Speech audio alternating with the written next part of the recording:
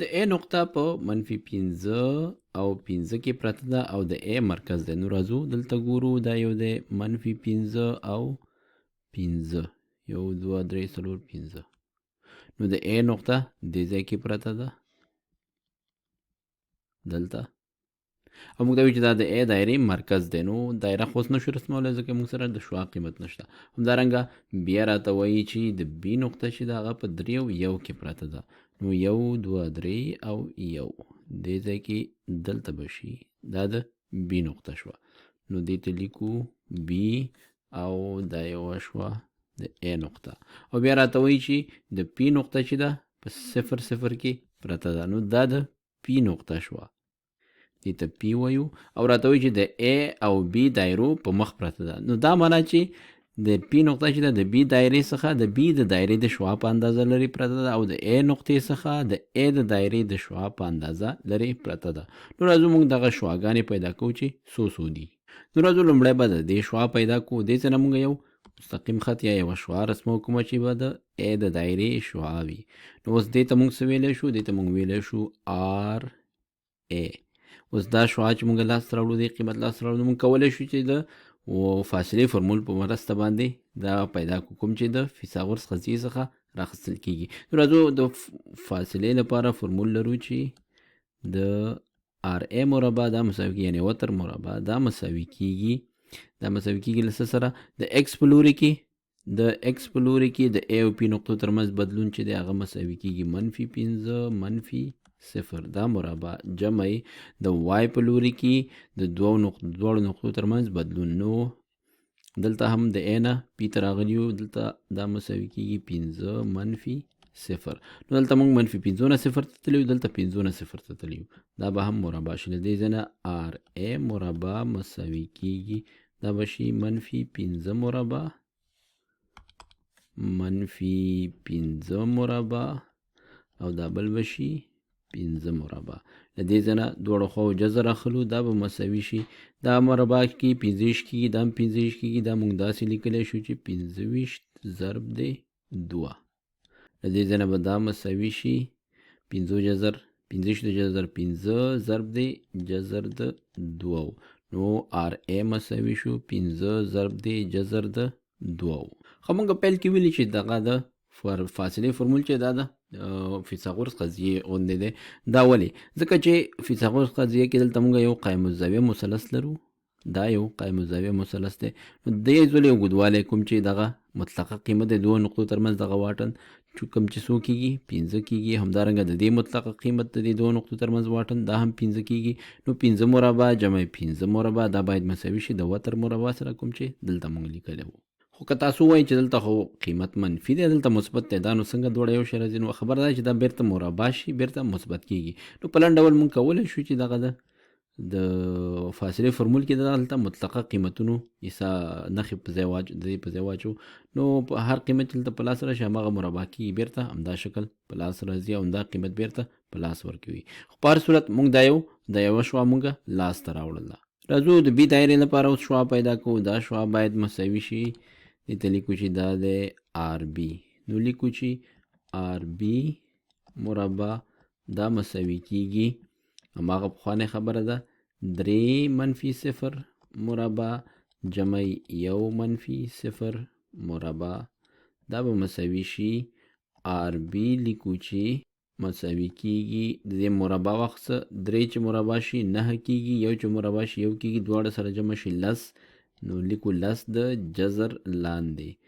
نو لیکو چې RB مساوي شو 10 د جذر لاندې. دا د دې شعاع شوه. اوس دلته وایي چې د ورکړل شویو نقطو څخه یې کومه یوه د A په دایره، کومه یې د B په دایره او کومه یې د دواړو نقطو پر مخ پرته ده. دغه 3 نقطې دي. نو ګورو که د دې نقطو څخه د هرې نقطې واټن د B څخه یې واټن که چیرې جذر د 10 په اندازه نو معنا ده چې د دې پر مخ پرته ده، او که د A نقطې څخه یې واټن 15 ضرب د جذر د 2 په اندازه او بیا د A دایرې پر مخ پرته ده. راځو یوه نقطه ګورو. نو لومړی به د C نقطه وګورو. C نقطې مختصات دي 4 او -2. راځو دلته لیکو 1 2 3 4 او 1 2 -2 به تقریبا دې ځای کې راشي. نو اوس ګورو چې د دې واټن دې ځای نه تر دې ځای پورې دا واټن څومره دی د بي له نقطې څخه. نو راځو لیکو چې د سی نقطې او بي نقطې ترمنځ واټن که په ډي سره وښیو نو ډي مربع به مساوي شي. لومړی راځو د ایکس په مختصاتو کې بدلون، د دې مختصات دي 4 د بي دي 3 نو دا به مساوي شي له 4-3 مربع جمع د وای په مختصاتو کې بدلون، د دې مختصات دي -2 منفي د دې مختصات دي یو دا مربع، دا به مساوي شي 4-3 یو کېږي لیکو یو مربع جمع دا به شي -3 مربع. یو مربع -3 مربع دا کېږي ډي مربع مساوي کېږي له جذر د ډي مربع مساوي کېږي له څو سره له 10 سره، او له دې ځای نه وایو چې ډي مساوي شو جذر د 10. نو وینو چې دلته دا واټن مساوي دی جذر د 10. نو په دې معنا چې دا د سی نقطه چې د بي دایرې پر مخ پرته ده. دلته لیکو چې د بي پر مخ پرته ده. راځو اوس د ډي نقطه ګورو چې هغه کوم ځای کې پرته ده. نو دا نقطه به شي د ډي نقطه، دې لپاره راځو د دې مختصات دي 5 او 3 لا به شو 1 2 3 4 5 او بیا 1 2 3 دې ځای کې راځي. دې ته موږ ډي نقطه وایو.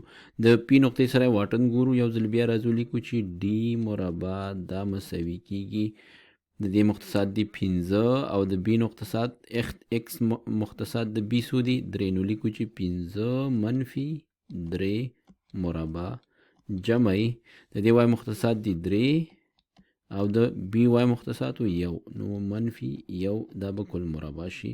د دې ځای نه دا مساوي کېږي دې نه چې 3 لاړ شي 2 مربع کېږي 4 جمع یو نه چې 3 نه چې یو لاړ شي 2 چې مربع کې بیا 4 جذر لاندې. دې ځای نه ډي مساوي شو لیکو چې دا به لږ پورته بوځو ډي مساوي کېږي جذر د 8 دا مساوي کېږي له جذر د 4 ضرب 2 او دا مساوي کېږي له 2 ضرب د جذر د 2. نو دا واټن د بي د شعاع په اندازه نه دی، یعنی هغې نه مختلف دی. معنا دا چې دا د دې د دایرې پر مخ باندې نه ده پرته.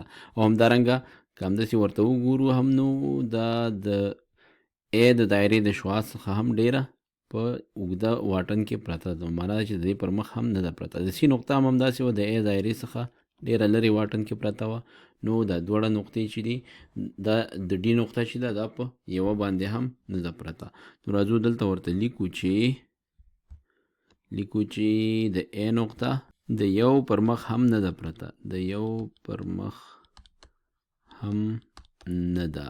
پای کې راځو د ای نقطې ته. -2 8 دی نو 1 2 دا -2 شي او 5 6 8 دې ځای کې راځي.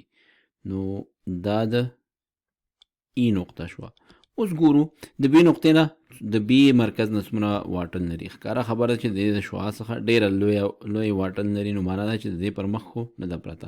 همدارنګه د ا نقطې نه هم معلومیږي چې نظر د دې شعاع ته دغه واټن ډیر کم دی، نو د دایرې پر مخ نه ده پرته بلکې داخل کې کیدای شي پرته وي. نو وایو چې دا هم څه شی دی د یو پر مخ هم نه ده پرته. خو مونږ کولی شو چې دا څنګه کو د دې واټن یو ځل وګورو چې څومره کېږي. نو راځو دلته لیکو چې ډي مربع دا مساوي کېږي. راځو لومړی د ایکس په لوري کې بدلونونه ګورو. دلته د دې مختصات دي -2 نو دا به لیکو -2 او د بي د ا نقطه مختصات څو دي -5 لیکو چې -2 -5 مربع او جمع 8 منفي د نقطې 5 دی -5 مربع. دې ځای نه به دا مساوي کېږي له څو سره داسې به لږ پورته لاړ شو دا مساوي کېږي ډي مربع به مساوي شي دې نه جوړیږي -2 او دا به شي مثبت دې نه جوړیږي 3 مربع جمع دلته هم جوړیږي 3 مربع. نو یو ځل بیا دې نه په لاس راځي څه شی. نو که فکر وکړو هماغه د فیثاغورس قضیه ترې جوړه شوه، دا یې وتر شو، دا واټن 3 او دا 3 او 3 دا د ایکس په محور بدلون او دا د وای په محور بدلون. نو دواړه قایم ځلو مربع چې جمع کوو موږ ته په لاس راځي، د وتر مربع کوم چې موږ په ډي سره ښودلی دی. دې ځای نه پوهېږو چې دا مساوي کېږي ډي جذر چې واخلو دا به مساوي شي 9 او 9. دا لیکلی شو چې 9 ضرب دی 2. دې ځای نه لیکو چې ډي مساوي شو 3 جذر د 2 سره. ښه نو وینو چې 3 جذر د 2 چې دی دا د 15 جذر د 2 څخه کوچنی دی. اوس که چیرې موږ دغه د ا دایره رسمو، د دې دایره به دې ځای کې داسې یو دایره تیریږي. وینو چې د دې دایرې پر مخ یوه نقطه هم نه ده پرته، خو دلته د بي دایره چې وه هغه دې ځای نه داسې رسمېدله په دې شکل. د دې بي دایرې پر مخ باندې د سی نقطه پرته وه او نورې دا درې واړه نقطې چې دي، درې واړو نقطو کې یوازې سی نقطه د بي پر مخ پرته وه، نورې ټولې دایرې چې وي هغه د یو بل پر مخ باندې، نورې نقطې چې وي هغه د دایرو پر مخ نه وي پرتې.